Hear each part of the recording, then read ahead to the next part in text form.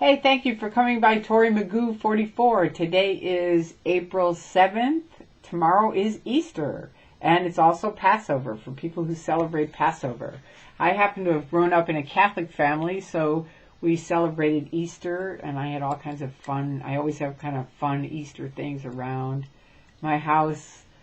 Because for me, Easter's always been fun. That's really what it is. It's not really a religious holiday for me. It never really was. I mean, my parents, when I was a Catholic, we went to church, but even then, for me, it was all in Latin, so I didn't know what they were talking about. And the most fun was my dad always gave me a gardenia every morning, and my mom on Easter, which was wonderful. We always had this great Easter basket, so that was really cool.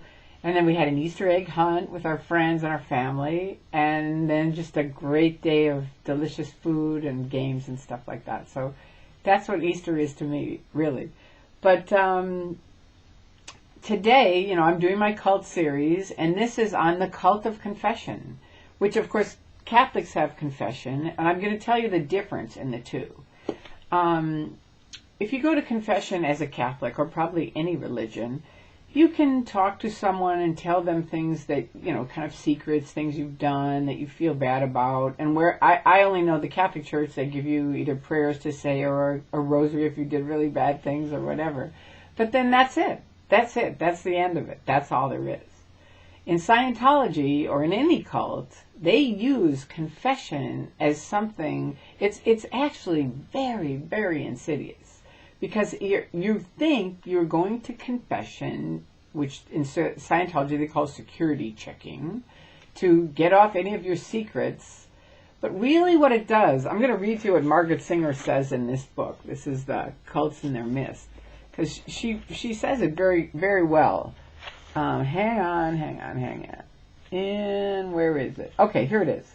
She says, through the confession process and by instruction in the group's teachings, members learn that everything about their former lives, including friends, family, and non-members, is wrong and to be avoided. Awful.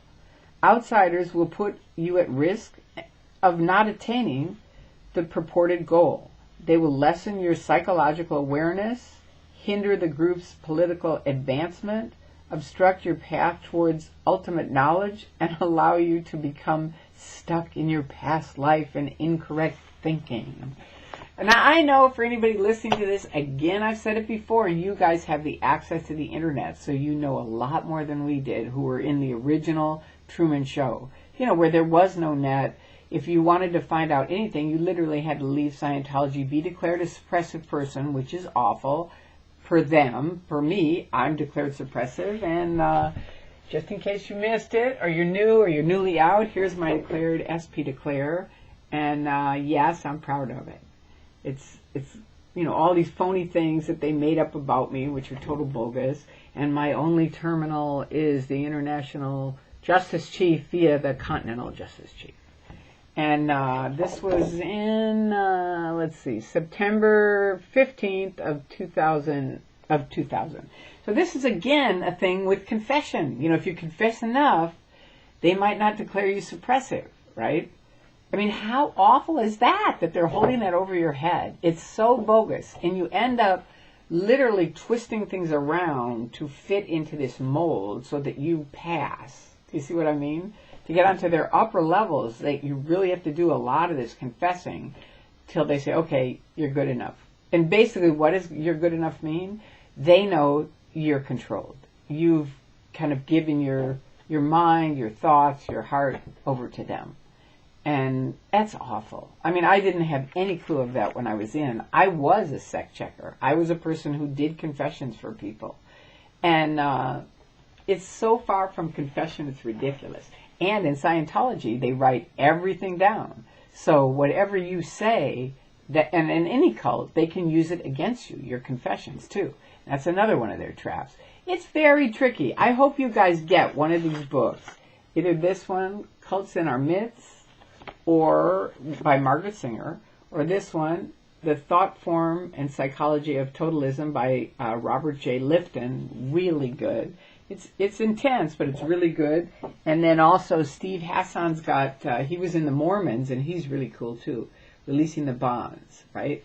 So these all have very good information in them. Even if you got one, you're gonna learn way more than I'm telling you on these videos. But I also have another thing I found that I think will really help you guys. It's called Dangerous Devotion, and it's a whole series on what is a cult, and it is fabulous. I mean, this guy really knows how to make videos and puts in film clips of Jonestown. And speaking of confessions in Jonestown, for years the media asked me, do you think Scientology would ever do something like Jonestown? And I was like, no way. Well, I talked to Mark Headley, who was up at Gold, which is their way, way, way up at the top. And I asked him that question when he was out. And you know what he said? Absolutely. And I looked at his wife, Claire, and said, really? And she said, 100%. If it was ordered, it would happen. And that's pretty spooky. It really is. I mean, it's like, oy, oy, oy. So if you're in the Church of Scientology, which isn't a church, let me point that out to you on Easter. Even though I wasn't really religious, there are a lot of religious people. And some people get into Scientology thinking it's a church. It is not. It is a business. You have to pay for every single level. They don't really believe in God.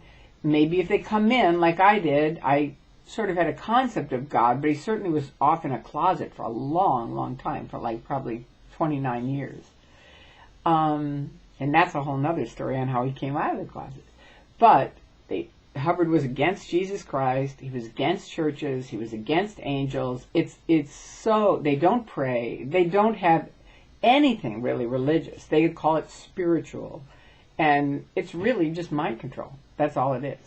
So watch these videos on Dangerous Devotion. It's really good information in it on all kinds of parts. You know, it has all the different parts over on the right side of the videos. You know, you can watch. I'll put the links here. I've been putting them in each video, and I hope you watch them. And I hope you have a fantastic weekend, whatever you do. If you celebrate Easter, have a wonderful, happy, joyous Easter. If you celebrate Passover, have a wonderful Passover. For the people who have lost their children or loved ones to the Church of Scientology, I send you my blessings. If you're in the cult of Scientology, please come out. Call me, call someone, call your family, get out. Okay? And I love you all. Peace out, and have a wonderful weekend. Bye-bye.